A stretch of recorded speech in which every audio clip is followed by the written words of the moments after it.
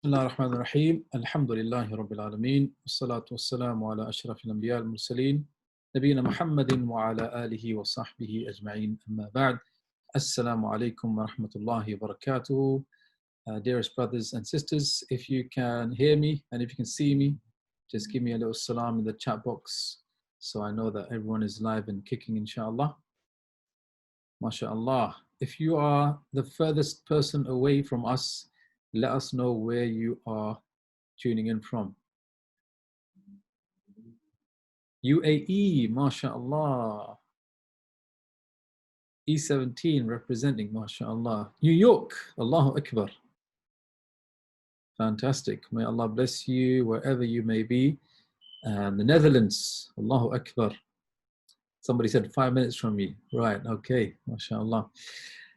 So, inshallah, we have a very exciting program for everyone, myself included. But before we say anything about this course, let's us read from the book of Allah subhanahu wa ta'ala. And of course, we'll read something from Surah Yasin. So if you put your speakers up, let us hear the words of Allah subhanahu wa ta'ala to begin. أعوذ بالله من الشيطان الرجيم بسم الله الرحمن الرحيم ياسين والقرآن الحكيم إنك لمن المرسلين على صراط مستقيم تنزيل العزيز الرحيم لتنذر قوما ما أنذر آباؤهم فهم غافلون لقد حق القول على أكثرهم فهم لا يؤمنون إنا جعلنا في أعناقهم أغلالا فهي إلى الأذقان فهم مقمحون وجعلنا من بين أيديهم سدا ومن خلفهم سدا فأغشيناهم فهم لا يبصرون وسواء عليهم أأنذرتهم أم لم تنذرهم لا يؤمنون إنما تنذر من اتبع الذكر وخشي الرحمن بالغيب فبشره بمغفرة وأجر كريم إنا نحن نحيي الموتى ونكتب ما قدموا وآثارهم وكل شيء أحصيناه في إمام مبين بسم الله الحمد لله والصلاة والسلام على أشرف الأنبياء المرسلين نبينا محمد وعلى آله وصحبه أجمعين أما بعد. Once again, Assalamu alaikum wa rahmatullahi wa barakatuh to all of my brothers and sisters, wherever you may be in the UK or outside. Inshallah, today marks the beginning of the Heart of the Quran webinar course, where what we hope to do in 4 weeks is to study Surah Yasin, its meanings and the lessons that we can gain from this wonderful surah by using the book that has been authored, the Heart of the Quran, as our basis for our learning, inshallah. And what will happen is essentially I will give added commentary to what you can find in the book, highlighting some particular aspects of the content, and then giving you some more lessons and wisdoms which I have picked up along the way. And that's where I actually want to start our discussion, is the journey that behind authoring this work. It's actually a very, very long journey. This is the first book I published, and inshallah, first of many, bi'idhnillah, but it's quite interesting the path that, the long winding path that I took before we produce what you have in front of you right now. And I want to share it with you because it's something that a lot of people know of, but I hope that will increase in your appreciation of what is going to be said during the course of these seminars and what you have between your hands as well. So a very long time ago, maybe looking about 5 or 6 years, I was contacted by a group of brothers who wanted to study something from Islam, Qur'an related or Hadith related. They weren't really fast, but because of where they lived, they didn't have access to many people to teach. So they asked me, and believe it or not, I actually suggested someone else who would be suitable to teach them. And that person told me that I should do it. So I said, okay, let's do something, inshallah. What should we do? We decided to do something based on the Qur'an. And we chose the Surah Yasin. And over the course of 18 months, or maybe a little bit more than that, we studied Surah Yasin every week. Every Sunday, was in the morning, we used to do this. And over this lengthy period, we went through every verse in Surah Yasin, trying to read and research the classical works of tafsir, like Imam al-Tabari, Imam al-Qurtubi, Imam al-Razi, and many others, as well as some contemporary ones. And after that long journey, alhamdulillah, we came to a completion.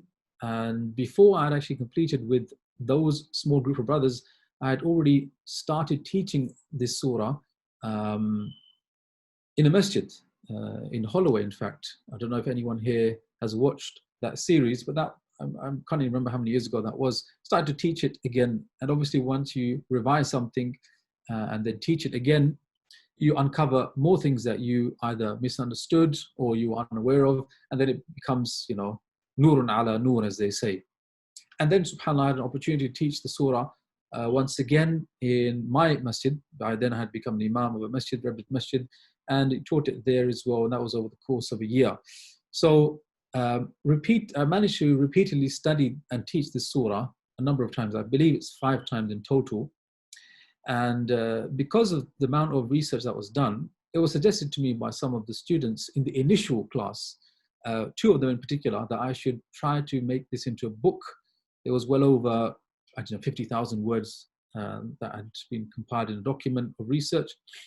And when I initially was told, or this request was made, I didn't really take it seriously. I told myself that this is not something that I'm equipped to do or qualified to do. And so I kind of dismissed it.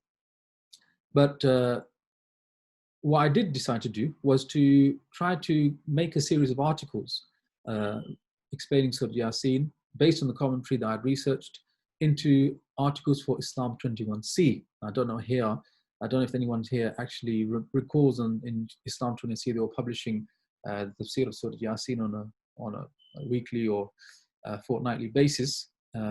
So I managed to get it up to that level. That was with the help of a few students. And then, subhanAllah, something very strange happened. 2 of my close students, they decided to work on this project without telling me, which was essentially to take those articles, edit them, and put them into a book form. And they went so far as to actually go to a printing press and print out, with even a front cover, a draft copy of the book, and they posted it to me. So I received it in the post, and I was very overwhelmed to see with my own eyes all of that work being put into a book form. And essentially that became the trigger for me to take the whole idea of writing it like a book seriously. And so over the course of about a year, I went through the entirety of those notes, those articles, and I rewrote the whole thing into the form of a book, which then which took me to the next stage, which was to then think about how to publish it. And that was a long journey as well. But alhamdulillah, Allah made things easy.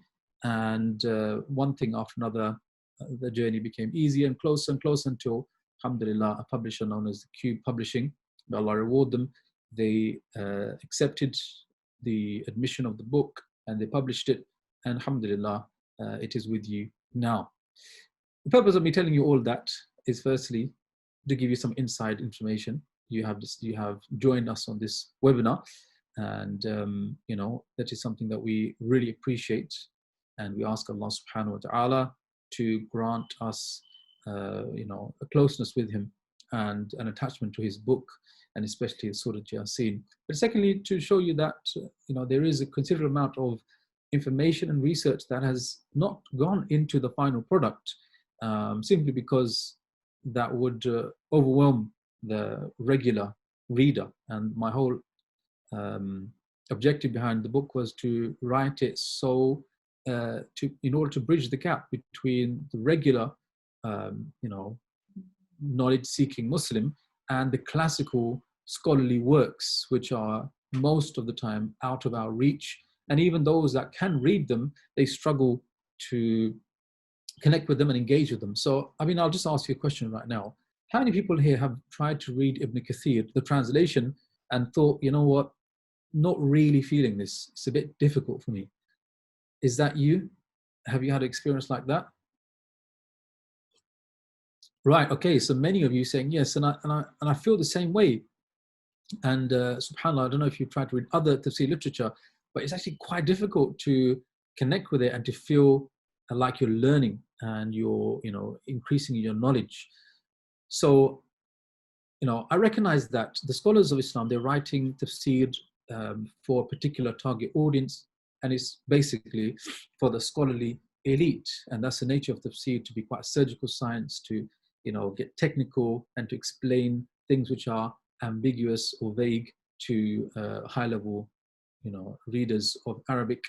And obviously that developed toward closer to our generation, our time. We find the likes of Sayyid Qutb and other scholars, Maulana Maududi, and others, who have rewritten classical works in a language that the modern day reader rather can connect with. But still, I feel like there's still a huge gap that needs to be bridged, basically. So I couldn't put most of what I researched into that. Well, I had to distill it down and skim it down to try to give it that position where somebody could just pick it up and say, I've never really read a tafsir of any surah of the Quran. Let me have a go at this one and feel like I'm actually learning something. I can follow this, and I hope that inshallah those of you who have read a bit of it feel like, yes, actually this is refreshing, this is different, and I can actually follow this, and I feel like I'm actually getting proper scholarly insight, i.e. learning from the classical scholars in a language that resonates and is easy for us to understand. So with that, let's go on to an introduction to what we, inshallah, we're discussing in this webinar. So the first thing a lot of people ask is, why call it the heart of the Qur'an? There's some genuine concerns out there as to why we use this title, the heart of the Qur'an. And maybe some of you were thinking of this question as well. It's on the basis that, there is a hadith, I'm sure you've heard of it as well, that the Prophet ﷺ said that everything has a heart, and the heart of the Quran is Surah Yasin. But the hadith is da'if, it is weak according to the scholars of hadith. So people get a bit sensitive about this issue. Why did you call it the heart of the Quran?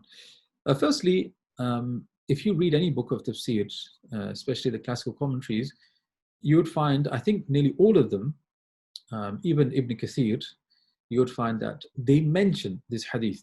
Yes, they mention this hadith, and the hadith of Anas radiallahu ta'ala an, who said that the Prophet said, "Inna li kulli shay'in qalban wa qalb al-Qur'an Yasin." And everything has a heart, and the heart of the Quran is Yasin, meaning Surah Yasin. There is another hadith as well, which is also equally famous, which is hadith of Ma'qil ibn Yasar, who said that the Prophet said, "Iqra'u Yasin ala mawtakum," recite Surah Yasin upon those who are passing away. Now, what's interesting is that both these hadith are technically classed as weak, but this hadith, the one of the people that are passing away, it was acted upon by the scholars such as in fact, it seems as though all the four Imams acted upon the hadith. It's explicitly known from Imam Ahmad that he affirmed it. And even Ibn Taymiyyah rahimahullah also affirmed that this hadith is acted upon, and one of the things that you should do at the bedside of a dying person is to recite Surah Yasin. And there's a whole beautiful discussion as to why that is the case. That should teach us as a way of example that just because a hadith is weak, it doesn't necessarily mean that it should be discarded. It does depend on the level of weakness, but on other factors as well. Regarding the hadith of the Qur'an being the Surah Yasin being the heart of the Qur'an, firstly, you find most of the Mufassirun mention it. Secondly, people like Tahir ibn Ashur, one of the great Tunisian scholars of recent history, he mentioned that some of the Salaf, the early Muslims, would refer to Surah Yasin as Qalbul Qur'an, as a nickname that they kind of coined themselves on the basis of that hadith. And thirdly, interestingly, the hadith that spoke about the Quran, the Surah Yasin being the heart of the Quran, even though it's weak, it falls into the category of Fada'il al-A'mal, which means a genre of hadith that is encouraging virtuous deeds that are already confirmed by way of solid evidences. And the scholars, majority of scholars, they say a weak hadith in this genre can be used without any problem. So on that basis, it's actually fine to use this hadith because it's speaking about something already known to be virtuous, i.e. Surah Yasin. However, the reason I wrote the heart of the Quran as a title is not because of any of those reasons. It's not. It's actually because of what Imam Tahir ibn Ashur mentioned in his introduction. So this is one of the great. He's a polymath. He's a scholar of many Islamic sciences. In fact, some people say he was mujtahid mutlaq, which means he was a scholar of all the Islamic disciplines. But he wrote a book in tafsir called At-Tahrir wa Tanweer, and it is today considered one of the greatest works of tafsir. And in the beginning of each surah, he gives an introduction. He speaks about the name firstly, where is the name originating from? And then he speaks about the revelation and the context of the revelation, the timeline of the revelation. And then he speaks about the overarching objectives of the surah, or the overarching messages of the surah, what he calls the aghrad al-surah, the objectives of the surah. And in that discussion, he mentioned that Surah Yasin, he says that it communicates what he calls ummahatul usul, which means the most fundamental messages of Islam and the Qur'an. Things like Surah Yasin will talk about the greatness and the power of Allah subhanahu wa ta'ala, the truth of the prophecy of Muhammad sallallahu alayhi wasallam, the miraculous nature of the Qur'an, about the afterlife, about hell and heaven, and about the prophets in general as well. And he says that all these topics, they are the essence of what the Quran spoke about. And Surah Yasin is kind of capturing the essence of these core messages in a way that no other surah does, making it like the heart of the Quran, which is which is then facilitating greater elaboration in other places of the Quran. And that is what gave me the idea that it could be considered to be the heart of the Quran from the perspective of its message, not from the perspective of the hadith, even though coincidentally the two go hand in hand. Does that make sense, or have I lost you guys? Does that clarify a few things for you guys? I don't know if you had this question swirling in your mind. Yeah. Excellent. So that's why we call it Surah Yasin, not because of the hadith, but because of the message of Surah Yasin. Right, okay. How to use this book. So during the course of this webinar, inshallah, what we'll be doing is, the idea is that there'll be homework, pre-reading, that you will do before the session starts. So when you arrive at the session, you'll be like, oh, I read section 2 and 3, and I kind of understand what was going on there. And then we'll get to a chance to revisit it where I'll pick out a few things and be like, do you notice where so-and-so said this? Well, this is why they said that, and this is what we can learn from that. And look at this diagram over here. This is the basis of this diagram and what we can learn from it as well. And don't forget about this. So that way, you will study the book and you will get more than the book is all, inshallah. Yeah.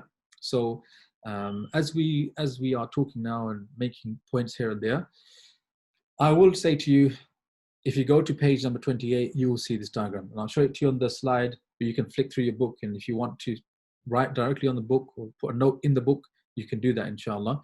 And if you don't have the book with you, for whatever reason right now, then don't worry. As my colleague Shahnawaz said, you can make a note of it. Say, look at page 28, we learn X, Y, Z. Timestamp it. This was set at 20 minutes and 17 seconds. And then, inshallah, when your book arrives, you can just open it up and put in that note, inshallah. You'll be straight up to date with everybody else. So there will be homework. And the way the homework will work is basically, you may have had a look through the book already. I've broken Surah Yasin down to 6 sections. Each section kind of is gelled together because of one common theme.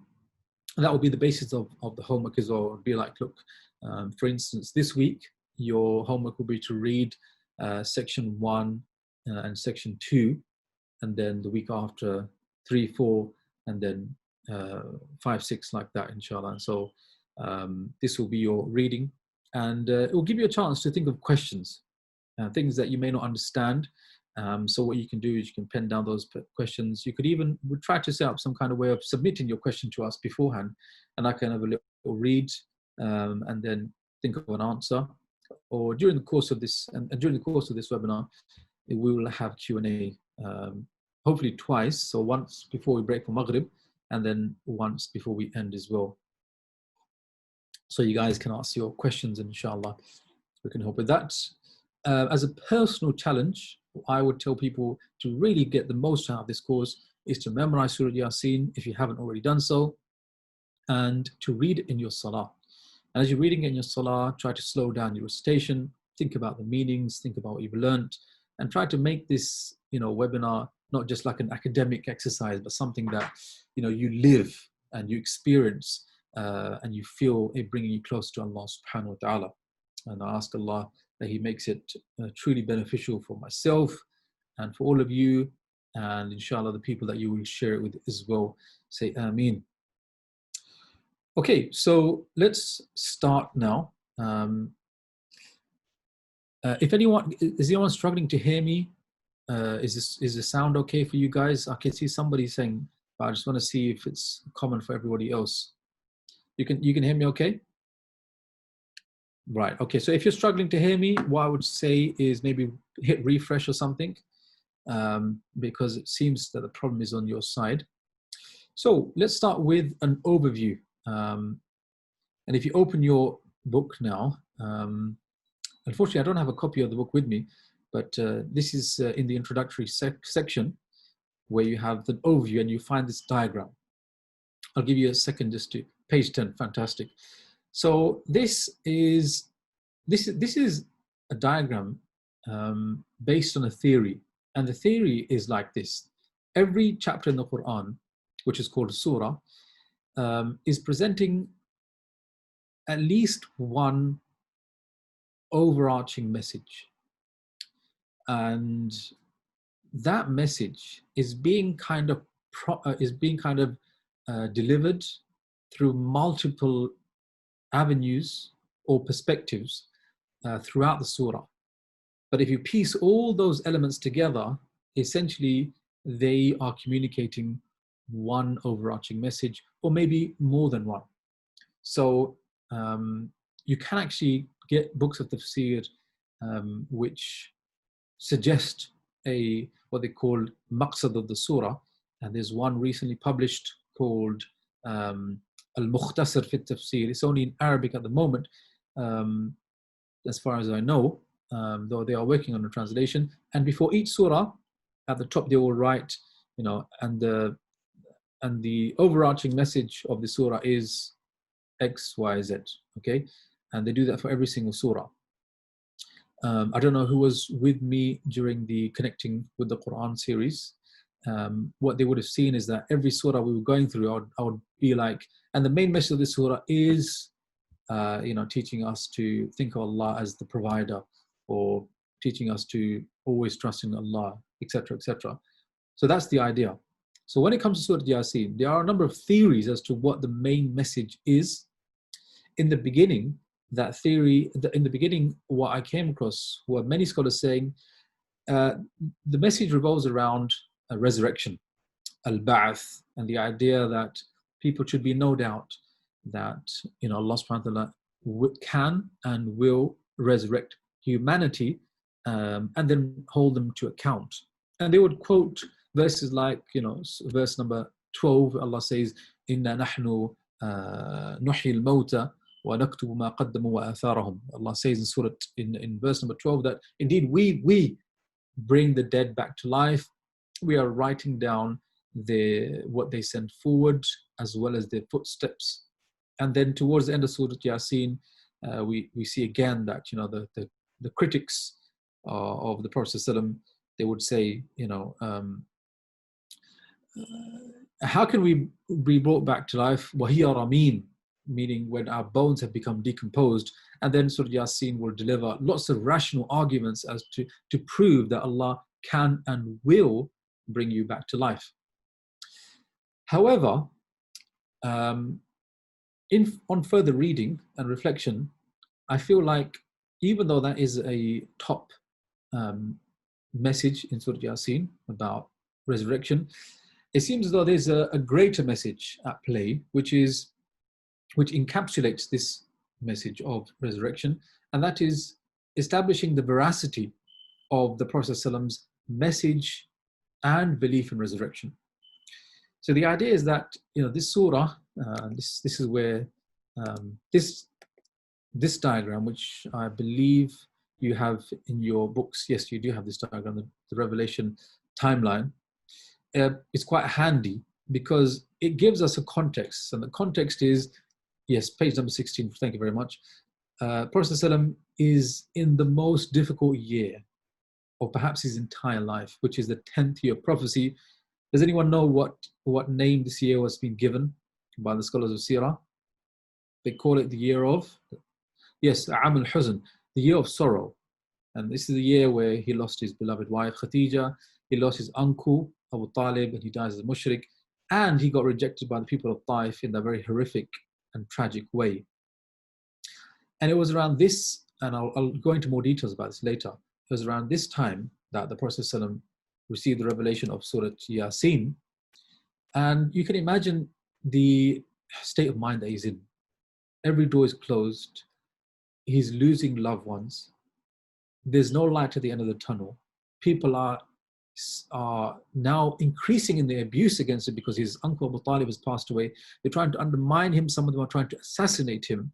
And now Surah Yasin is revealed to him, and Allah will say, إِنَّكَ لَمِنَ الْمُرْسَلِينَ. No doubt about it, you are from those who are sent. عَلَى صِرَاطٍ مُسْتَقِيمٍ. You are a straight arrow on that path leading to Allah subhanahu wa ta'ala. And then Allah will reassure him again through the story of Ashab al-Qaryah, people who were sent not one but 3 prophets, and they rejected all 3 of them, as if to say, Ya Rasulullah, why do you take it to your heart when they reject you, when you are one messenger, and previous people, they rejected 3 of them. Don't question yourself. Rather, these people are stubborn and arrogant. So that the idea of reassuring the Prophet ﷺ is very clear to me in Surah Yasin, and establishing in the eyes of everyone, him, his followers, and those who were rejecting him in Makkah at that time, that you must understand that this is truly a prophet of God. What he says is the truth, and if you reject him, then it will be at your own peril, because there is a resurrection which you will be held to account. Yeah, and the 5 or the 6 sections, as you see now, they kind of work their way around this idea and present it to the reader in a holistic way.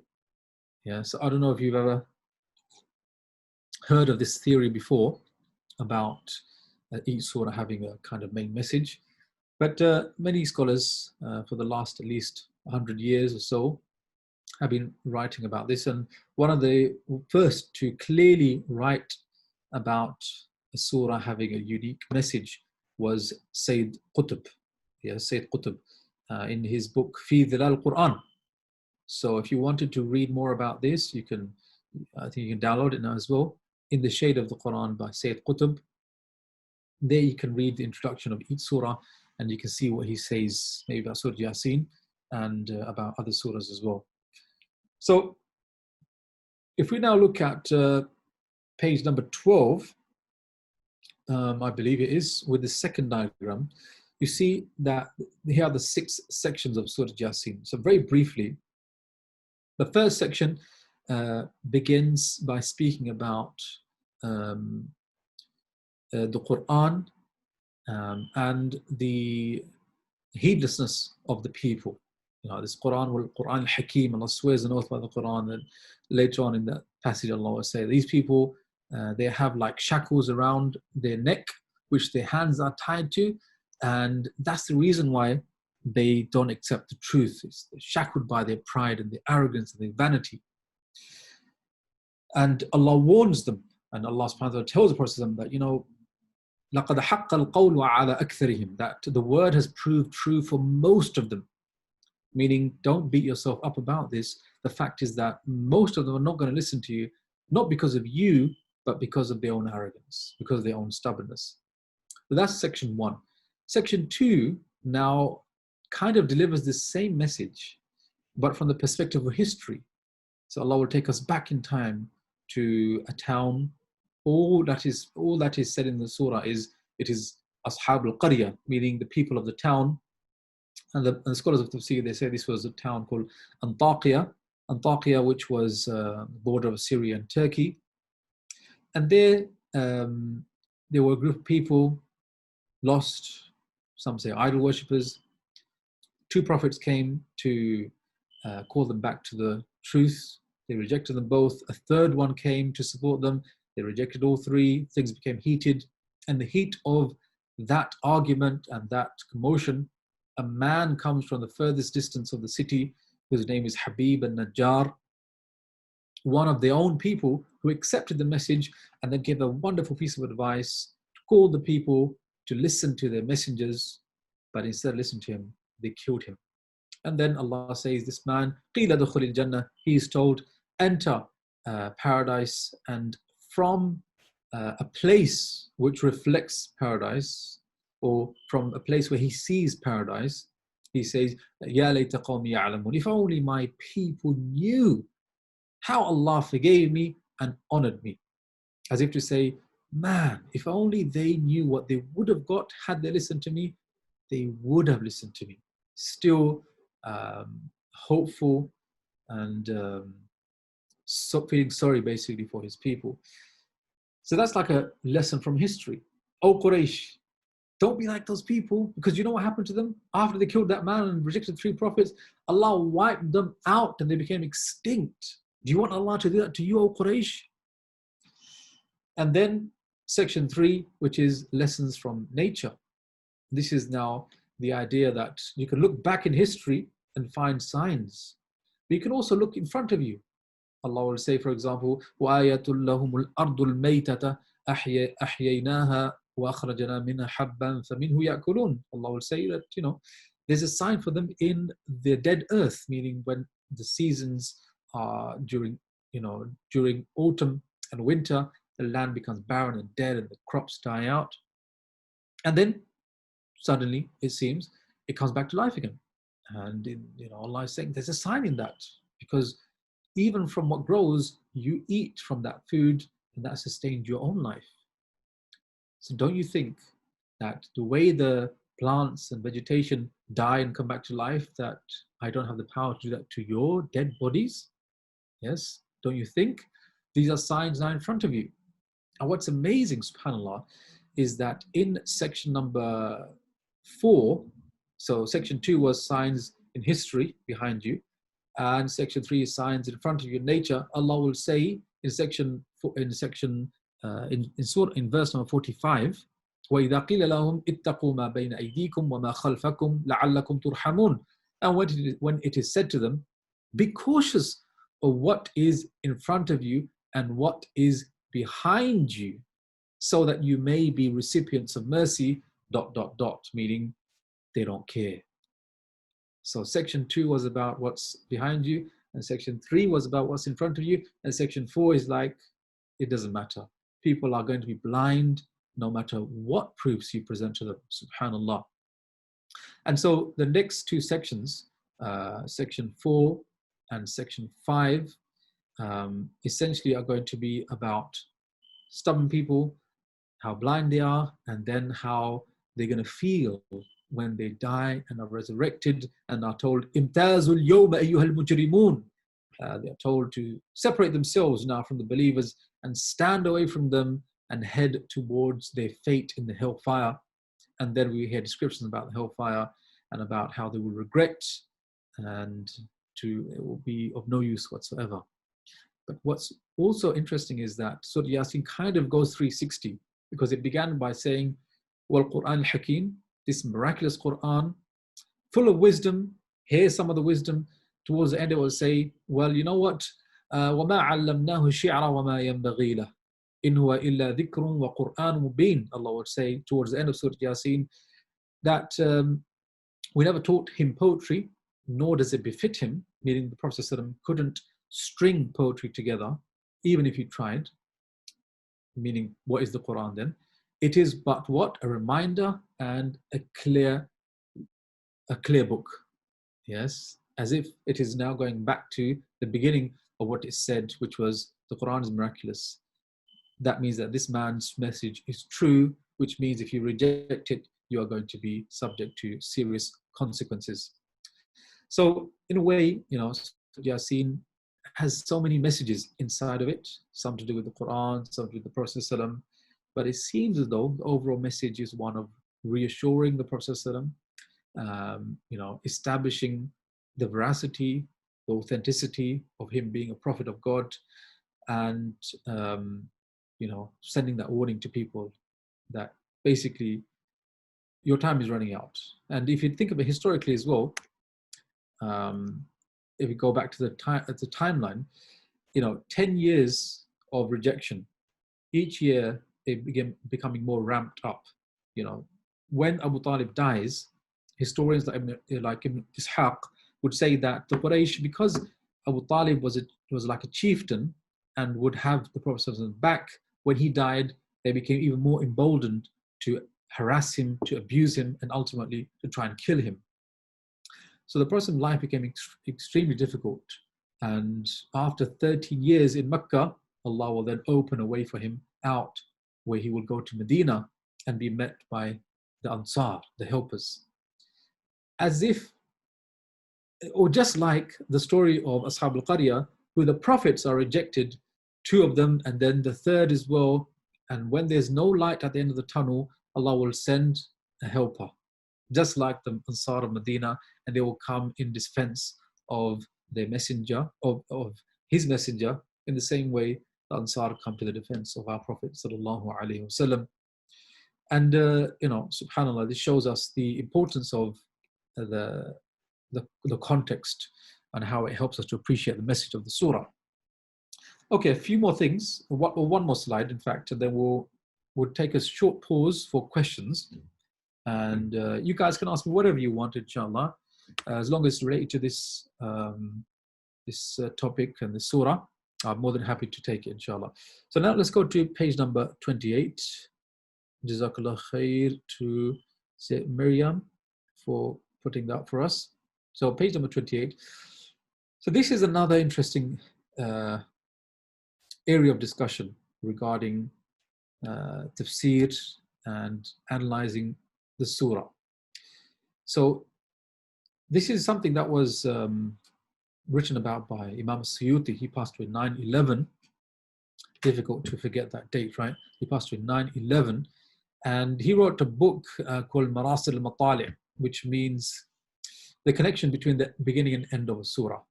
And there's a theory that many surahs, Okay, and we'll test it out today with you, in fact, so you can see with your own eyes. Many surahs, Allah subhanahu wa ta'ala will revisit what He said in the beginning at the end of the surah, as if to tie up a loose end, or as if to complete kind of a circular type of message, or as if to review what was said earlier on, or as if to allow the reader to appreciate the most important message from the entire surah. So Imam As-Suyuti, he brought regarding Surah Yasin a few verses. I think I've added one or two more myself. But he will say, for example, and I've already mentioned this, that in the beginning, Allah will say, Wal Qur'an al-Hakim, which means that I swear by this Qur'an, which is Hakim, meaning full of wisdom. And another meaning is that it has great authority. And he says that, this is then mirrored at the end of the surah, where Allah will say, وَمَا عَلَّمْنَاهُ الشِّعْرَ, we never taught him poetry, it doesn't befit him, it is just it is a reminder and a clear recital. But also, in the beginning of Surah Yasin, Allah Jalla wa'ala will say that, why do we send you, O Prophet? لِيُنذِرَ قَوْمًا مَا أُنذِرَ آبَاؤُهum. We sent you to warn a people whose forefathers were not warned. And some of the scholars, they say that means that there'd been a long time since any prophet had come to the Arabs, and so the forefathers now had not received any messenger for a long time. And so we have sent you, O Prophet, to these people because they have become lost. Their forefathers do not recall the message of Abraham, and this is your role.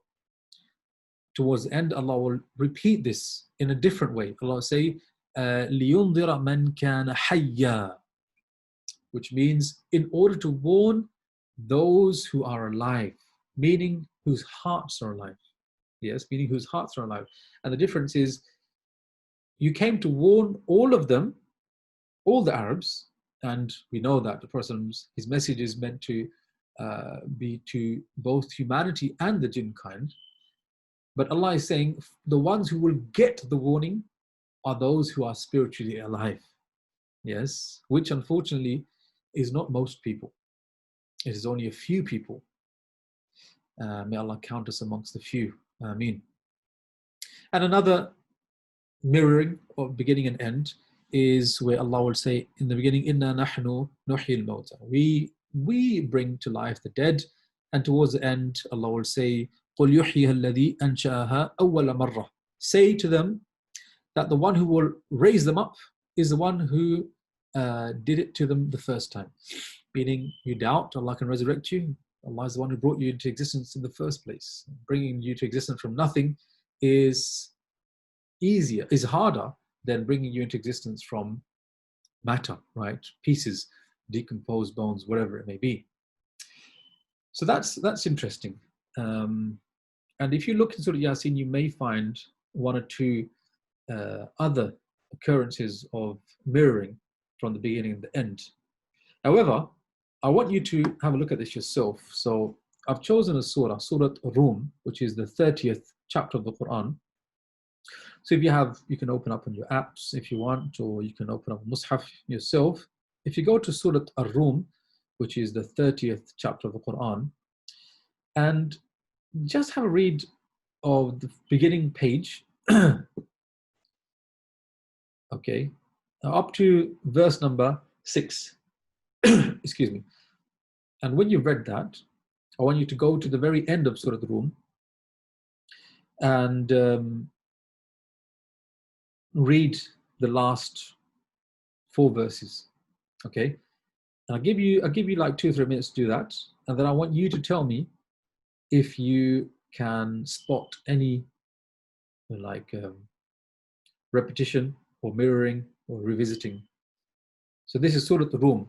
This is not Surah Yasin. Going to chapter number 30, and we're going to look at Surah Rum.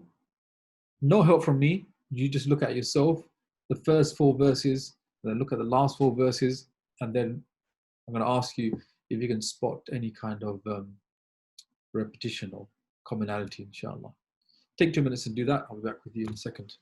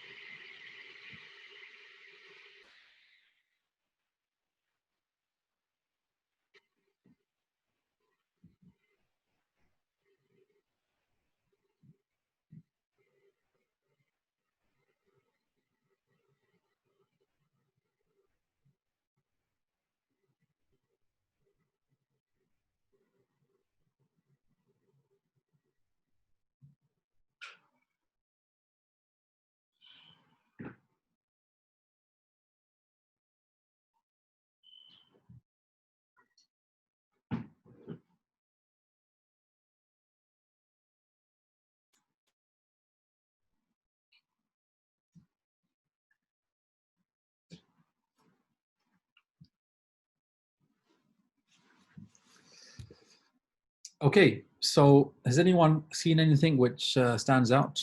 So Amina said verse 5 and 60. So let's look at that. So verse 5 says, بِنَصْرِ اللَّهِ يَنْصُرُ مَنْ يَشَاءُ وَهُوَ الْعَزِيزُ الرَّحِيمُ. And verse 60 is the last verse. فَاصْبِرْ إِنَّ وَعْدَ اللَّهِ حَقٌّ وَلَا يَسْتَخِفَنَّكَ الَّذِينَ لَا يُوقِنُونَ. Yes, very good. So Abid said a miracle is promised at the beginning of the verse and talks about a miracle again. 6 and 60. Yes, 6 and 60. There you go. So in the beginning, Allah will say, Wa'ad Allah, the promise of Allah. And in that context, it's about the Romans and the Persians, the two superpowers of the time in the 7th century, how Allah will tell the Muslims beforehand that, you know what, the Persians may have been defeated right now, but fi bid'i sinin, which means between 3 and 9 years, the Romans are going to make a comeback and they're going to destroy the Persians. And that's going to make you very happy. And all this up and down, this is all part of the promise of Allah. Now you're thinking about that historically. By the end of the surah, you're like, it's not about history. This is about us. This is about the Muslim Ummah. This is about the ups and downs we're going to go through, that the Muslims are going to go through. Sometimes we're going to win. Sometimes we're going to be defeated. And it's all down to the promise of Allah subhanahu wa ta'ala. It's not about us. It's about what Allah wants. And that's then said at the end. Yes. So you can have a look at many other surahs and, you can see many examples where this happens. It's quite fascinating. Okay, so let's take a short break before we go to break for our Maghrib, and then we'll come back and we'll start the section 1 from the book. Now, does anyone have any questions they wanted to ask? If you want to come online and on the microphone, sorry, and ask, I think you can do that as well. Shana, Yes, that's correct. Anyone who wants to ask a question via the mic, as they are already doing, mashallah, some participants are raising their hands. So I will say your name. I will tell you that I'm unmuting your mic. You then need to unmute it from your end. And once ask your question, inshallah. So Mariam Cisse, I'm about to unmute your mic, inshallah. Go ahead. You need to unmute your mic as well, Mariam Cisse. Assalamu alaikum. Thank you very much, first of all, for this seminar or the webinar. My question actually is, if we want to read part of it in our Salah, how do we break it down? Can we break it down based on the 6 sections that you have done? If we want to learn the surah and then recite it, can we just, for example, learn part number 1 and recite it, or do we have to learn the whole surah to recite it in prayers? Okay, Jazakum khair, sister, for your question. It's our pleasure and our honor to be able to spend time with you all studying the book of Allah subhanahu wa ta'ala. We ask Allah to accept it from all of us. Regarding your question, it's actually a good idea to memorize the surah based on the 6 sections, because the 6 sections speak of one message each, and so that will actually help you memorize. You'll be like, oh, this is that section about the story of those people, or this is that section about the blind and the stubborn people. And it would actually be very good to recite according to those sections as well, because if, for example, let's say you want to recite section 1 and 2 over the 2 rak'ah, which is quite a lot, but if you wanted to, that would actually be good from the perspective of qira'ah, because a skilled qari, he would not like to stop recitation at a point which would be like a cliffhanger, or would upset the message that was being given in that immediate context. So even though you don't have to stop reciting at a particular place, which complements the meaning, it is better to. So short answer is you can memorize and recite as you go along. You don't have to memorize the whole thing. But even when you are memorizing and reciting, if you were to read according to the sections that I've broken it down into, that would be even better, inshallah. Yes, next question. Jazakallah khair. Brother Mustafa, Abu Jumana, I'm about to unmute your mic. If you can just unmute your mic from your end and ask your question. Assalamu alaikum. Hayyak Allah, ya Shaykh. Wa alaikum assalam, Mustafa. MashaAllah. Mustafa from Netherlands, yes? ايوه نعم. MashaAllah. بارك الله فيكم. وجزاكم. MashaAllah. Alhamdulillah. Sheikh, I have a question about the hadith. You mentioned two weak hadiths, and I read some other hadiths. So will you be going during this course over the hadiths of the surah? Like مثلا intermediate says, whoever reads Surah Yasin, Allah rewards him that's equal to that of reading the whole Qur'an. And other hadith saying you should read like the surah 40 times to have what you desire, or something like this. Okay. So there are many hadith regarding Surah Yasin, and they are different levels of authenticity. The two that I've mentioned, the hadith of Ma'qil ibn Yasar and the hadith of Anas, those two seem to be the most authentic of that collection. And the other ones are weaker than this, and some of them are, some say, fabricated. So I've chosen not to mention those ones. It seems as though the ones that tell you do this at this time or to read it this many times, we should avoid those ones, because they are giving us an instruction, a hukm, to do something which is not established through strong evidences anyway. So I've chosen to leave them out, inshallah. But you can read them if you have Ibn Kathir. You can read them there, and for your knowledge. But as for acting on them, I believe that you should not act on those hadith because they are too weak. Jazakallah khair. Brother Nazir Hussain, again, same process. I'm going to unmute your mic, unmute it from your end, inshallah, and ask your question, please. Assalamu alaikum, Shaykh. You mentioned very quickly about Anas's hadith about it being daif, like the brother said earlier, being the heart of the Qur'an. But you went on to clarify that there's many things that go into assessing whether you can then act upon them. And in this case, because it was, I missed it because of the sound problem, but I think it was something, could you just clarify, was it because a good action is naturally a good thing and therefore it's substantiating reading Surah Yasin, so it's okay? Okay, so what I said is that there's a genre of hadith which falls under the category of promoting virtuous actions. And even if those hadith are weak, meaning they are considered da'if, they can still be cited and used as an encouragement, i.e. a general encouragement to do something which is already encouraged, which is to read Qur'an or to read any surah of the Qur'an.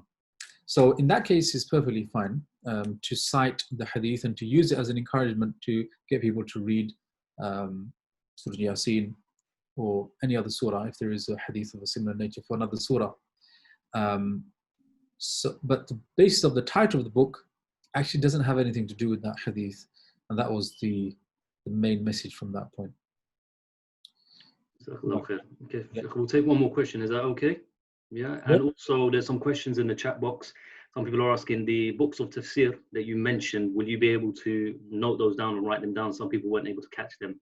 Some of the books of tafsir that you may have mentioned at the beginning of the webinar, inshallah. So maybe we'll get those sent out to you in an email, inshallah. So Shaykh Asim will write those down and we'll get those sent out. We'll take the last question from Mujib Ali. I'm going to unmute your mic. Go ahead and ask your question, Mujib. Assalamu alaikum, Shaykh Asim. So when you were explaining the similarities at the beginning and end of the surah, I thought that you may also mention what some other mufassirin talk about a ring structure of Quran, like when they talk about Ayatul Kursi or Surah Yusuf, how the first and the last part may have similar messages, then the second and the second last, and third and the third last, etc. Yeah. Is that how Surah Yasin is structured as well, or have you heard something similar? Okay, so this idea of the ring, you can put your microphone back on, off, sorry. So the idea of a ring theory is a fairly new one, and it seems as though some surahs of the Quran do lend themselves to this idea where you split the surah into down the middle, kind of, and when you open it up, you find that there may be 3 sections in each half, but they kind of pair up together, creating kind of like a circular pathway of information. But it seems as though Surah Yasin doesn't lend itself to that kind of ring theory. The first and last do seem to match up. But even then, it doesn't seem to follow as that circular kind of a linear type of relationship. Though throughout the webinar, I will highlight some kind of cross-referencing within the intra-surah cross-referencing. So there's a verse over here, and then later on, this is another verse, but there seems to be a link between them. But as for a cohesive kind of circular or ring theory, I haven't read anything for Surah Yasin. So, Wallahu a'lam. Have you come across anything like this for Surah Yasin? I mean, if you have, okay. So if you do come across something, then share it with us. So it's 9 o'clock, and as Shahnawaz said, because we have virtuous time to make dua before Maghrib, we'll stop here. We'll take a break, and I'll let Shahnawaz explain the rest, inshallah. Jazakallah khair. Jazakallah khair, Shaykh. So as Shaykh Asim has mentioned, yes, so we will be breaking for 20 minutes, inshallah. So we will resume the webinar again at 9:20. You don't need to log off, okay? Just obviously go make wudu, pray your salah, make the most of this time as well. As Shaykh Asim mentioned, it's considered a time where the dua is accepted in Yawm al-Jum'ah, in the last hour before Maghrib, and generally after Asr. So inshallah, make the most of this time, and we will resume again at 9:20. Jazakallah khair. Assalamu alaikum. جزاكم الله خير إن شاء الله. بسم الله الحمد لله والصلاة والسلام على أشرف الأنبياء المرسلين نبينا محمد وعلى آله وصحبه أجمعين أما بعد. Right, okay. So final thing before we go into section 1 is to do with the context and trying to place the verse, or the surah rather, into the timeline of the mission of the Prophet sallallahu alaihi wasallam. We know that his mission can be split into 2 parts, the Meccan era and the Medinan era. And the Meccan era lasting 13 years. That's what you can see in this diagram in front of you, the 13 years of his struggle in Mecca. And some of the major events that took place. So in the beginning, it was private da'wah, calling those closest to him. And then it became public. And obviously, therefore, the backlash became more severe.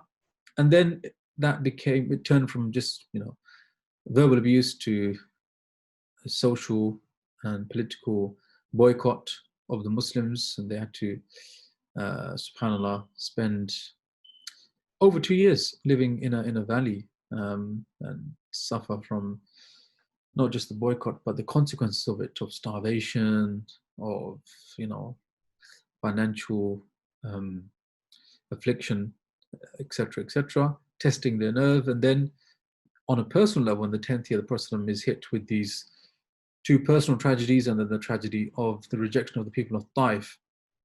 And it's within this context that the surah is revealed. And that helps us to appreciate, number one, the spirit of reassurance. And somebody may say, why does Surah Yasin say, Inna kalam al-mursaleen, that you are indeed from those who are sent, when the Prophet has been a prophet now for 10 years? And firstly, where do we get this 10 years from anyway?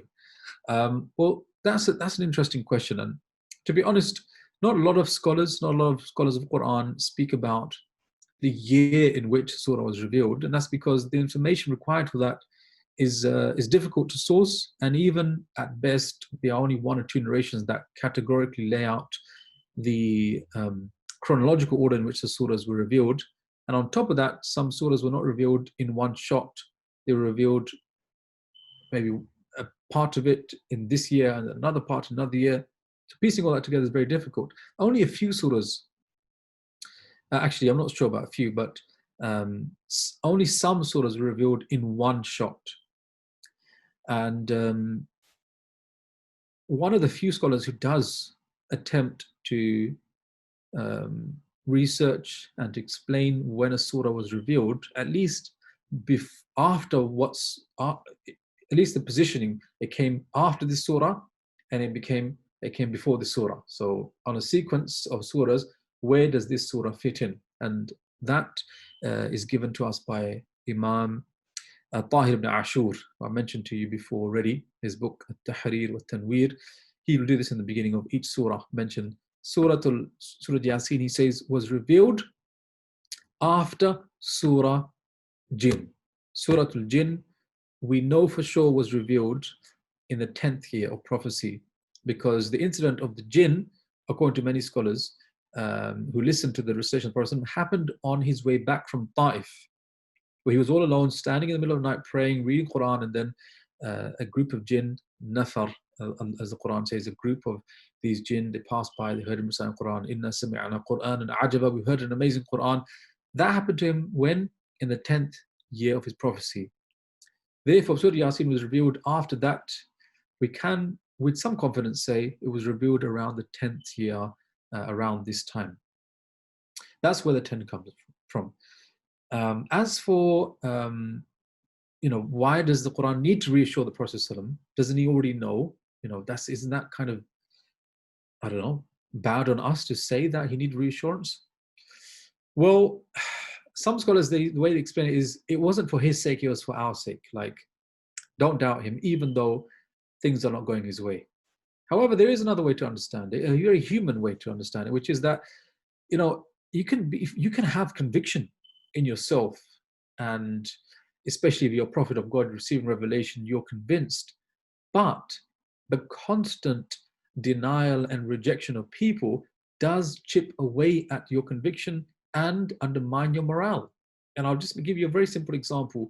As Muslims, we face Islamophobia, and let's say in one day you're walking the street and someone says, something nasty about Muslims to you, Muslims, you're backwards. And then you're like, doesn't really affect me, to be honest. That just shows your ignorance. You move on. 5 minutes later, another random stranger comes up to you and says something nasty about Muslims. You are oppressive towards women. And you're like, what? 2 people in one day? This is Boris Johnson and all of his racism coming through now, isn't it? A third person, a fourth person. Imagine then your own close family start to come to you and say, you're crazy, you're mad, you're an extremist, you're radical. And then the years go by and more people keep on saying the same thing to you. Wouldn't you start to question yourself? Wouldn't that affect you? Would you be like invincible to all of this abuse?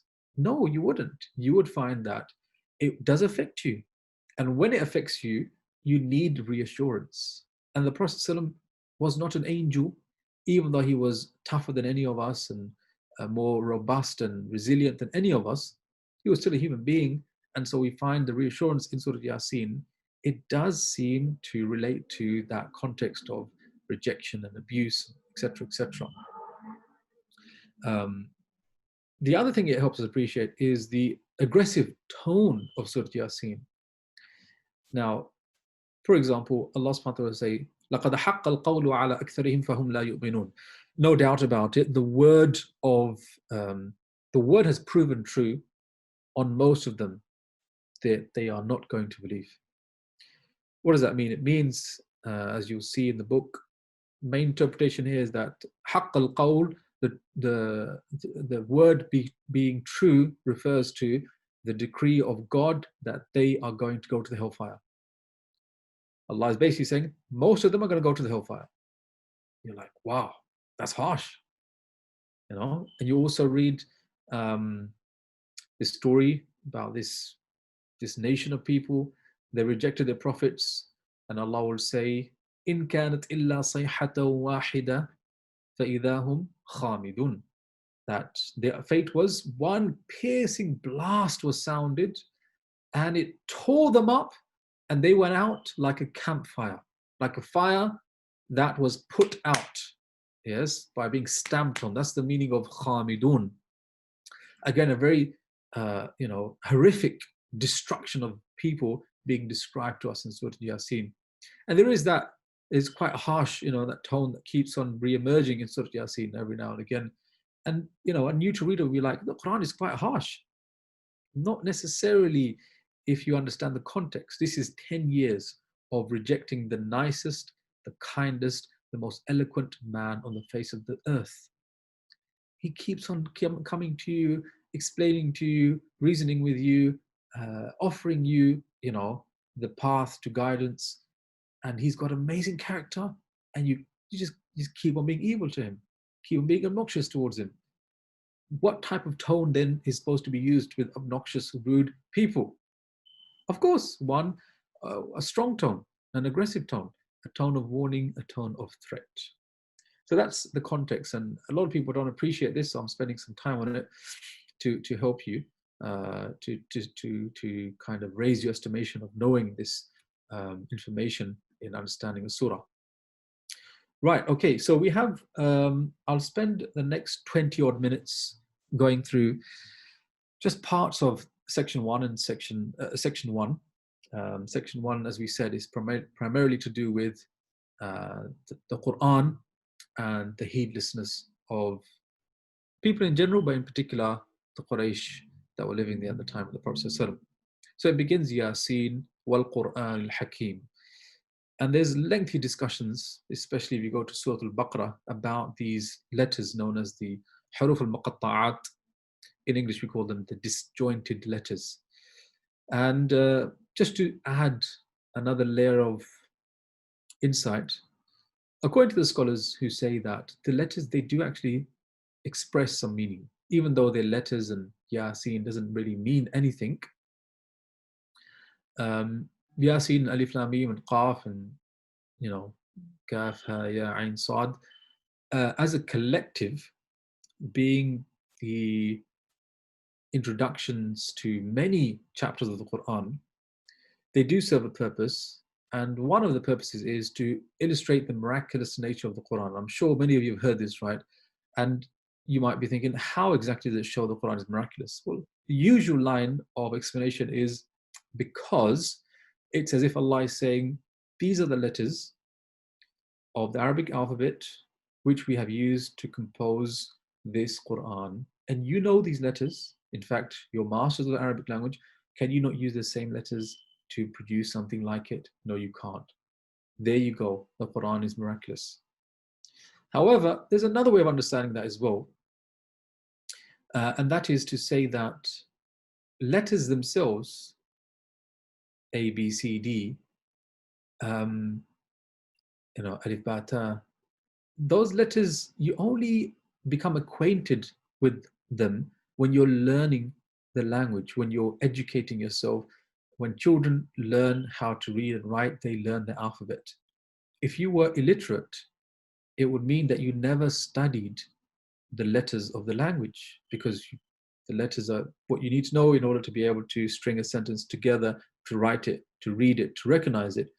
And so when the Quran begins with Yasin, Alif Lam Mim, and other places like that, it is showing the miraculous of the Quran by indicating that this man who is unlettered, who doesn't know the letters of the Arabic language, or we would assume he doesn't because he's unlettered, he's illiterate, is beginning some surahs with the letters, and they pronounce alif, lam, mim, which is how you would say the letters.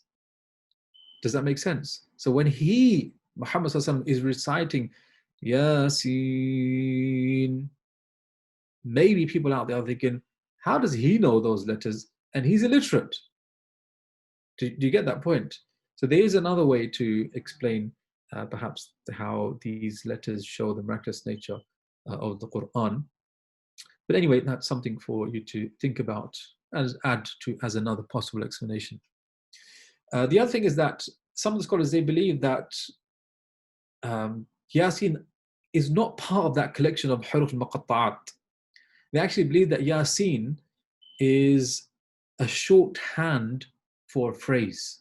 And that's what I mentioned in the beginning, where I say that in this interpretation, the Ya is the vocative O, as used in many Quranic verses, and the Sin is an abbreviation of Unaysin, the diminutive of Insan. What does that mean? It means that Ya is like Ya ayyuhalladhina amanu, O, calling upon someone. And then the Sin is the most dominant letter in the word Unaysin. And Unaysin is the diminutive of the word Insan. Insan meaning man. So it's like, oh man. And the scholars, they say this makes sense because some of the companions would say Yasin means oh Muhammad sallallahu alaihi wasallam. Diminutive in Arabic is kalimat tasghir. It's a more endearing way of, usually it's a more endearing way of spelling something. So in English, it's like saying not oh man, oh dear man. Yes, in Arabic you just take insan and you put it on a template and it turns into unaysin, and even sounds a bit more cuter, doesn't it? And like you say ya ibni turns into ya bunay, and that means oh my dear son. In the same way, this is Yasin, oh dear man, as if Allah is calling upon the Prophet sallallahu alaihi wasallam. And that takes us back to the theory of Surah Yasin being a message of reassurance to the Prophet sallallahu alaihi wasallam, because it's beginning with, oh Prophet. It's calling upon him directly and giving him, the beautiful verse of Surah Yasin. That doesn't mean this message is not for everybody else. It just means that the primary target and the primary audience is the heart of the Prophet sallallahu alaihi wasallam, and Allah subhanahu wa ta'ala knows best. Okay, the other thing to point out here is regarding Wal Qur'an al-Hakim. I've highlighted the part where I wrote here the Quran is described as being Hakim, translated as wise. But the word Hakim can also come from the root to mean determined or authoritative, Muhkam. And many scholars mention this, like Imam al-Tabari, and they explain it as being authoritative in the way it speaks and challenges and admonishes. I just want you to appreciate how the Quran and the Prophet go hand in hand, and how having to publicly recite the Quran was actually quite a dangerous thing for the Prophet ﷺ to do. Like, if you go back in time and you were living in Mecca and the Prophet ﷺ, he's just declared he's a prophet, and people are like, what is he talking about? And then he speaks the Quran, and the Quran is like saying, your gods are fake gods and made up by your forefathers, and Allah is the only one who deserves to be worshipped. And if you reject this message, you go into the hellfire. And look at you people, you are abusive towards the yatim, the orphan. You are disrespectful towards the widow. You oppressive towards the orphan, etc., etc., etc. The people, they're hearing Muhammad sallallahu alaihi wasallam say those words, and it's like Muhammad sallallahu alaihi wasallam is challenging the elite of the Quraysh. Does that make sense? So when he's reciting, for example, أَرَأَيْتَ الَّذِي يُكَذِّبُ بِالدِّينِ, have you not seen the one who belies the afterlife? يدع اليتيم ولا يحض على طعام المسكين, the one who repels the orphan and doesn't even encourage the feeding of the poor. Have you seen those people? Imagine being in front of the Kaaba and saying that out loud, and being in a position of weakness with only slaves and a few free people being your followers. And then the people you are challenging, criticizing, are the elite, the authorities of the country. Wouldn't that make you feel scared? I'm going to go out there, I'm going to call out all the movers and shakers in society, and I'm going to put them in their place. And what makes it even more amazing is that the way I'm going to say it is so eloquent and powerful that the speech itself is miraculous. So people can't help but listen and be mesmerized and go home and say, did you hear what Muhammad is saying? Sallallahu Alaihi Wasallam. And do you see the way he said it? And he called it Abu Jahl, you know. I know he's referring to Abu Jahl because he behaves like that. And Walid and Shayba. And so what I want you to appreciate is that Wal Qur'an al-Hakim, I swear by the Quran, wise and full of authority, is actually giving us an insight into how risky it was for the person to say these words out loud and to come out with very authoritative messages challenging the people in charge and the people who are in control. What would happen to him when he goes home, after reciting? SubhanAllah, they say that Ibn Mas'ud was the first one to publicly give a khutbah. And they say that when the Muslims were only 80, Ibn Mas'ud was like, I need to tell these people, they need to hear the Quran like recited out loud in public. And everyone was like, don't do it. This is not the right time. You don't have the backing of a prestigious tribe. You're going to get in trouble. And he was like, just make dua for me. And he went to the Kaaba. It was around Duha time. There were lots of Quraysh, they used to sit around the Kaaba, especially like the elite. And he started to recite Surah Ar-Rahman. And as he recited Surah Ar-Rahman, people stand up and like, what is he saying? And then everyone's like, yeah, it's that message that Muhammad is always saying. And then people get angry, and they jump him, and they beat him black and blue. And Ibn Mas'ud goes back to his companions, and the companions say to him, this is exactly what we feared. And he said, today I haven't thought less of the enemies of Islam than I do today. Ask me to do it tomorrow, and I'll do it all over again. SubhanAllah. And this is like, the tension and the culture of fear that's being created. And in that culture, in that environment, the person is speaking and he's doing it over and over and again. You can imagine on the side of the Quraysh how frustrated they are that he keeps on calling us out, and in a way that we can't even challenge his words. And, he just rumbles us all the time. What are we going to do about him? What are we going to do about him? And they tried their best to undermine him, call him a madman, call him a magician, call him Majnoon, Sahir, etc., etc. But ultimately, Allah was protecting him. Allah gave him Abu Talib. Allah made him from Banu Hashim. And even when, his protection was lost, Allah subhanahu wa ta'ala made a way out for him. He went to Medina as a muhajir. Then he became powerful. He became strong. He developed more followers. And then ultimately he came back in the 8th Hijri year to liberate Makkah al-Mukarramah. رَأَيْتَ النَّاسَ يَدْخُلُونَ فِي دِينِ اللَّهِ أَفْوَاجًا. And then Allah said, you saw the people coming into Islam, deen of Islam, in droves. Yes.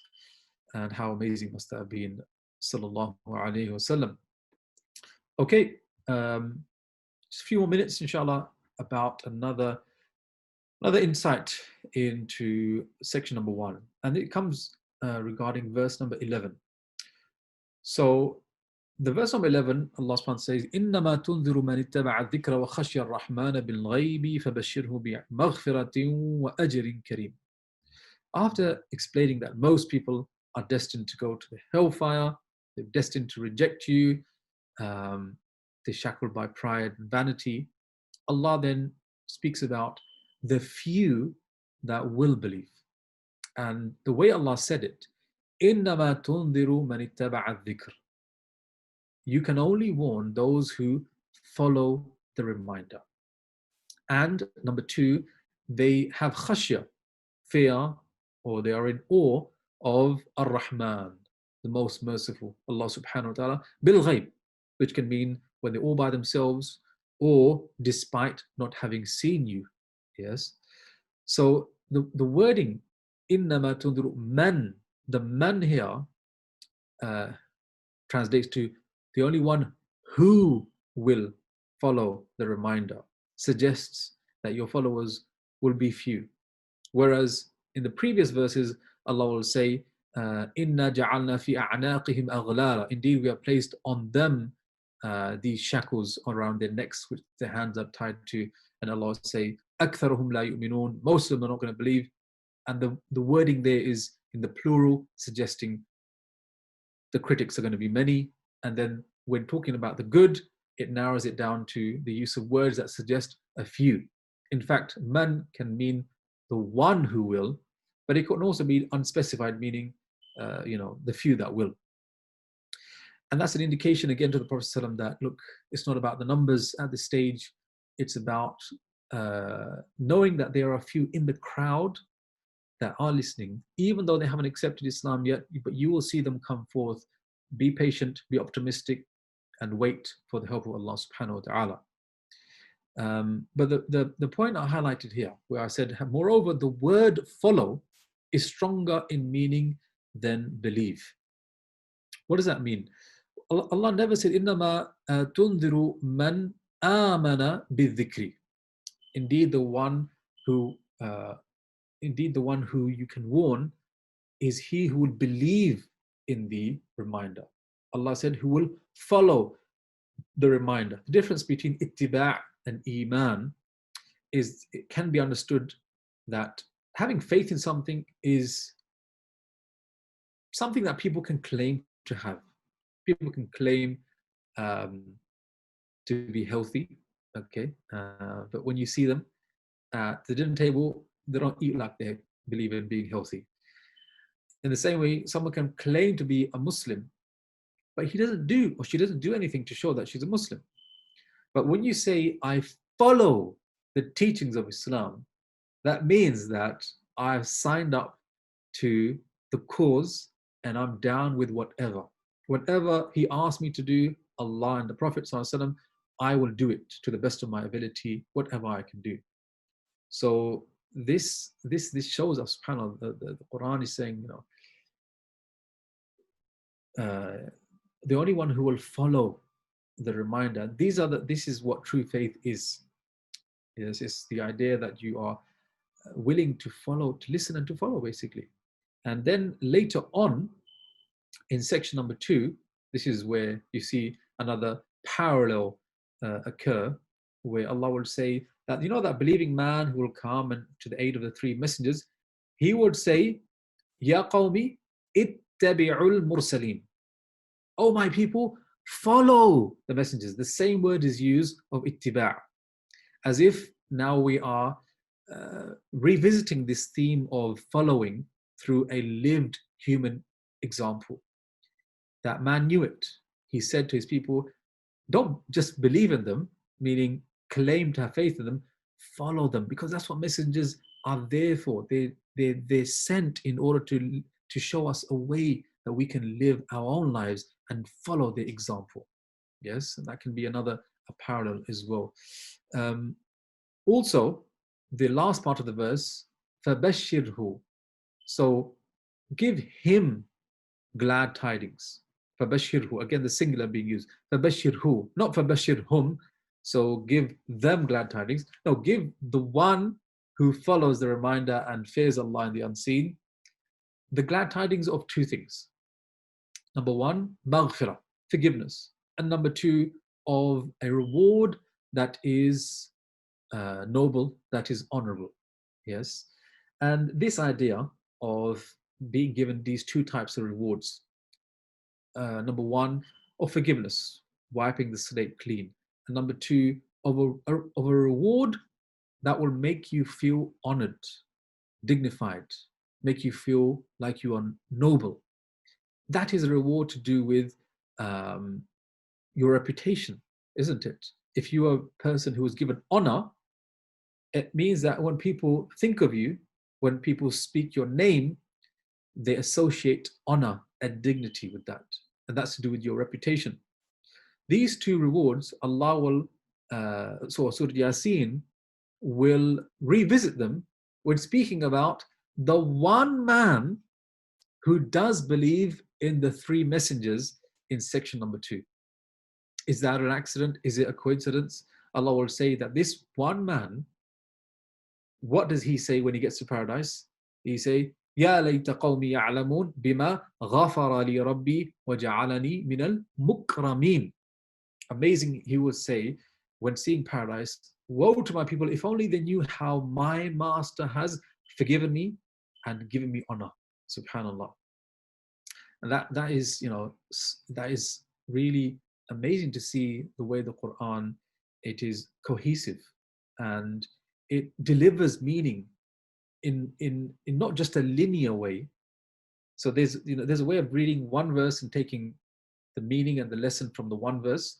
Then there's a way of looking at the verses before and the verses after. That's like a linear approach where you're looking at it. But then there's a way of cross-referencing different verses and seeing if we can gain any more meaning. And it seems like this was one of those examples where verse number 11, I'm not sure exactly what verse is on the other side, but in section number 2, you find the verse where the man is speaking about the reward. Is that a coincidence? He's citing the 2 rewards that were mentioned in section number 1. It doesn't seem like it. And it also makes sense that, being the one person who went against the grain, your reputation will be tarnished. You'll be like, I want to follow this Islam. It makes sense to me. Everyone's gonna be like, what? Are you crazy? You're gonna join those bad people? We thought you had more sense than that. You're with those extremists. And that's what people say today as well. And so when somebody becomes a Muslim or somebody's thinking of becoming Muslim, they think twice because their reputation is on the line now. They're going to get smeared, they're going to get labeled, etc., etc. And Allah subhanahu wa ta'ala promises those people, if you accept faith, I'm going to give you an ajr that is kareem, which means a reward that is going to make you honorable. And it's amazing that that man, whose name is Habib al-Najjar, even though he was ridiculed by his people, killed by his people, Allah celebrated him in the Qur'an, and today we recite the verses celebrating him, and he is a man honored in our eyes, and he is a man who's honored in paradise as well. Subhanallah. Yes, fascinating things that we can learn from Surah Yasin. And we have a few minutes now to take your questions. Again, if you want to ask anything from the first section, you can, and if you want to ask anything from what we've spoken about now, you can as well. We'll take your questions that you raised your hands for first, and then I'll try to take some from the chat box as well, inshallah. Bismillah, Jazakallah khair, Shaykh Asim. Okay, as before, okay, we have someone raising their hand. Who's that? I can't seem to find it. Okay, Mustafa again from Holland. Bismillah, go ahead and ask your question. Mustafa, تفضل إن شاء الله. Unmute your mic. نعم بارك الله فيك. Sheikh, I was wondering what are the sources for information like the name of Habib al-Najjar and things like this? Where the tafsir books get this information from? Okay, so we know that Imam Ibn Kathir, he was a historian. That was his field of speciality. And if you want, when I'm reading a story in the Quran and I want to know about the facts and figures, I usually go to Imam Ibn Kathir because he's a historian. And, he has a book called Al-Bidayah wa Nihaya, from the beginning to the end, and that is one of his great works of history. So what I would do is I would see what he says in his tafsir. I'll also see what he says in Al-Bidayah wa Nihaya. And then I would try to get these pieces of information. Regarding the man, the believer in Surah Yasin, his name is actually known, very, very well known, and it's mentioned, I think, probably in every book of tafsir. Ibn Abbas has a clear quote explaining his name and also who he was. He was an old man, he said, and some narrations suggest that he was sick as well. Regarding other books that give details regarding stories and those kind of points of information that we like to give us more context, you can look at the work of Tahir ibn Ashur. Again, he does something which not a lot of Mufassirun did, and that is he is knowledgeable of the biblical tradition. So you can tell clearly that he has read the Bible, the Hebrew Bible, and the New Testament, and he's using information to shed more light where possible. And this is something that we know that even the companions would do, because they would use Israeliyat, which are essentially narrations from the Jews and the Christians. But from all the Mufassirun, the one who it seems relied on the Bible, the Hebrew Bible and the New Testament the most was actually Imam al-Biqa'i. Imam al-Biqa'i in his work Nadm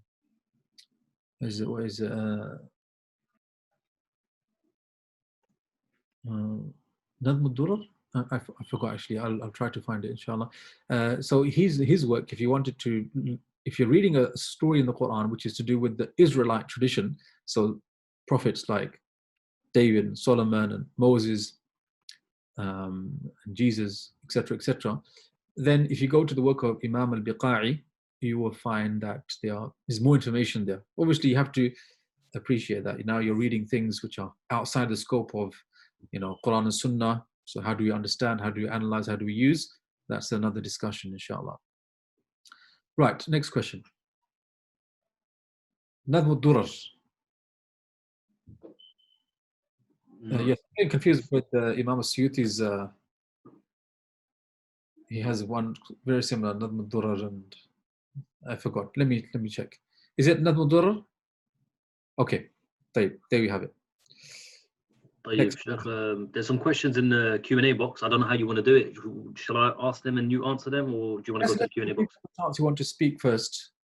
There isn't anyone else at the moment raising their hand. Okay. No, as I said that, someone, no, yes, no, okay, they put their hand down. Okay, what is the homework? Good question. So the homework, inshallah, is for you to read section 1 and section 2 before next lesson. Very simple. Just read it. If you have questions, write them down. Shanwaz, can they submit questions beforehand? Say that again, sorry? Can they submit questions beforehand? They can. In terms of the best way of how to do that, it would just be sending it via email, to be honest. Inquiries, they can't do it through the webinar or Zoom software, unfortunately, not beforehand. Right, okay, so you heard it there, guys. You can email it to, what is it? Inquiries@sabil.org.uk. I'll just put it on the chat box now for everyone, inshallah. Okay, other questions. Who is the author of the book you mentioned called Shade of the Quran? That is Sayyid Qutb. He is the author of that work. Those messengers of Surah Yasin, were they known from the Ahlul Kitab or were they Arab messengers? We'll cover that, inshallah, next week when we do section 2. Sabira said, I have missed the first session, unfortunately. How can I access recordings? Yes, Shanwaz, how can they access recordings? Okay, so a couple of you have been asking that, I think, who joined on a little bit later on in the webinar. The recordings, so they will be edited. This normally takes a couple of days. So obviously today being Friday, more than likely, inshallah, we should be able to send it out by Tuesday. As mentioned earlier on, the first recording, i.e. this particular webinar today, will be made available publicly for free. So it will be distributed on social media, etc. But yourselves will obviously still nevertheless receive a personal email with a link, a unlisted link from YouTube for that. Once the 4-week webinar series is over, and the recordings will be uploaded onto your student portal, which firstly you'll be required to actually create an account on the sabil.org.uk website. Again, I will mention all of this in an email anyway, but just for the purpose of whoever's asking or people, just for you guys to know anyway, you will be required to create an account on the sabil.org.uk website firstly, and then we will then add on the recordings through there. So you'll be able to access the recording once the 4-week webinar series is over through there. But as we're going along, in order to help you with your homework and stuff like that, and maybe tasks that may be set throughout this 4-week period, we'll be sending you a recording anyway, a couple of days or earlier on in the week. So if the webinar takes place on a Friday evening, inshallah, it should be ready for you in your inboxes either on a Monday evening or a Tuesday morning, inshallah, in your inboxes to view the recording, to consolidate your notes and so on and so forth. Someone's asking, okay, you've just mentioned Anna about the homework. Yeah, read section 1 and 2. So that's how to access the recording. So they will be sent out, inshallah, to you via email. Okay, sorry. There's quite a few questions. If anyone has posted and I haven't answered, then just copy and paste it again. Maybe, Afwan Sheikh, maybe it's best to use the Q&A box, because that allows us to control the questions. In the chat box, they'll disappear straight away. Yes, okay. Maybe use the Q&A box to ask your questions as opposed to the chat box. That way we can see which ones we haven't answered, and they won't disappear unless we make them disappear by clicking dismiss when we see them, inshallah.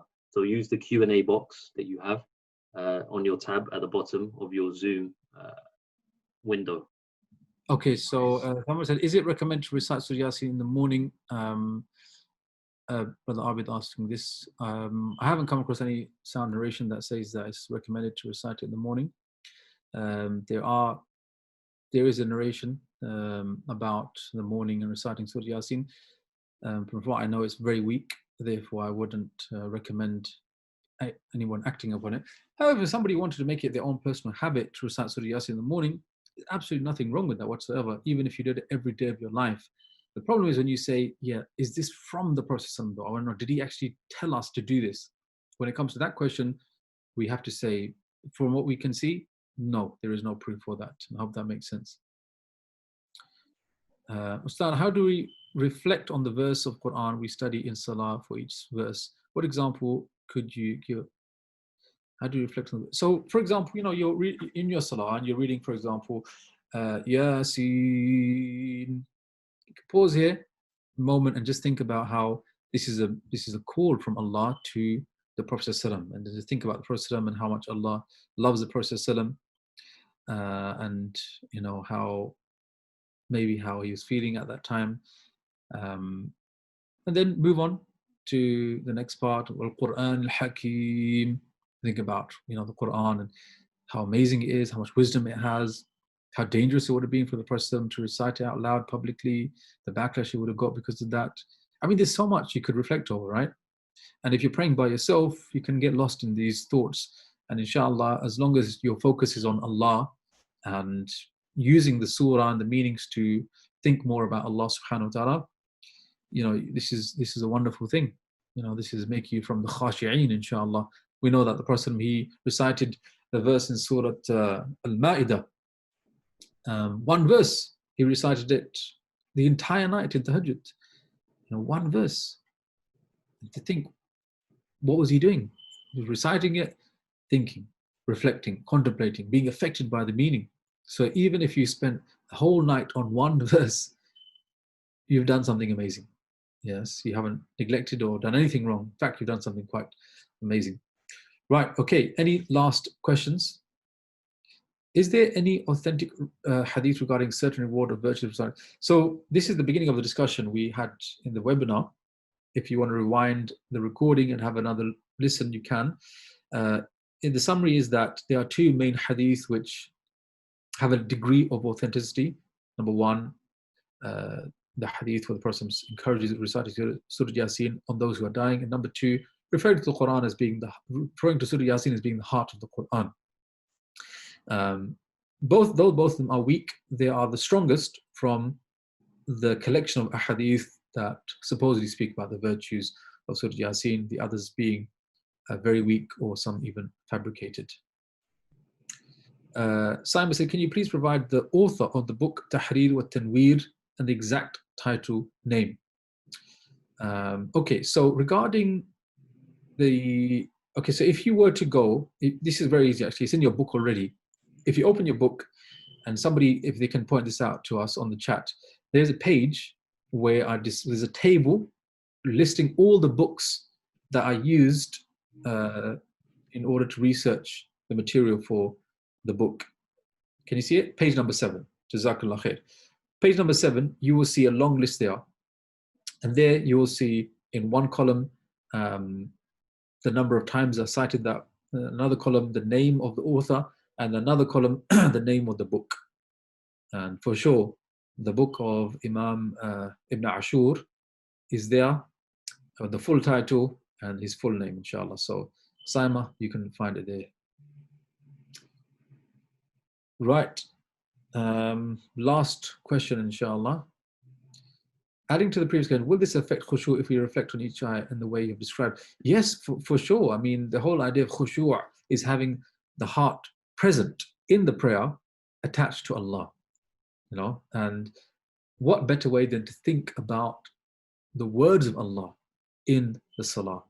So this is why I'm encouraging you to memorize the surah, to read it more in the salah, because this will just allow the blessings, inshallah, of this class to enter other places of your life and to make it more beneficial and to allow you to live with this knowledge, inshallah.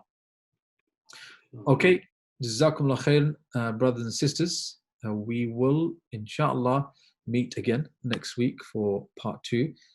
Section 1 and 2 should be read before then. Submit your question if you have anything. It's been lovely spending time with you, and inshallah, I hope to continue next week. هذا وصلى الله وسلم على نبينا محمد وعلى آله وصحبه أجمعين. جزاكم الله خيرا. بارك الله فيكم. Jazakallah khair, Shaykh Asim. Just a final few words from myself, inshallah. As Shaykh Asim said, Jazakallah khair for attending. Alhamdulillah, these webinars aren't possible without you guys, and I'm sure Shaykh Asim himself benefits more than anyone else, and I'm sure he'd say that as well, inshallah, because it gives him an opportunity to revise and all of us to benefit as well from that. Just last few notes, as you can see on the screen in front of you, we do have another webinar, inshallah, which will be starting on the 14th of June. That will be slightly longer. It will last for 10 weeks, inshallah, with Dr. Uthman Latif.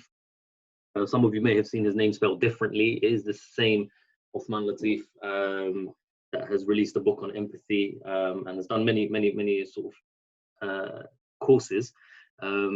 He's quite specialized in terms of as a historian, and mashallah tabarakallah, quite decorated in terms of qualifications and so on. So alhamdulillah, we've been able to team up with him on this course, which for those of you that have studied this in the slightest bit or even visited Spain and Granada and the Alhambra Palace and so on, we'll see that it's an amazing topic to go through, and how much we lack, and very important to know our heritage, the Islamic heritage and so on. So inshallah, at the moment it's on an early bird discount. Generally for webinar attendees as well, we do offer a further discount sometime once the early bird discount is over. So keep an eye out on your inboxes, your email inboxes for that.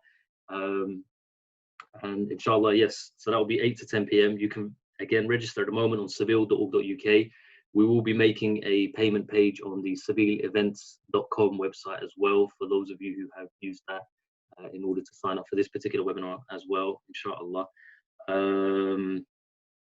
Let me just see, someone just mentioned here, misunderstanding sending emails, gets into junk box, etc. whatnot. Yeah, so unfortunately, we apologize in advance for that. We have no control of what your email client does when we send the email, i.e. whether it gets directed to your main primary inbox, whether it goes to your promotions tab in Gmail or your junk or your spam in Hotmail.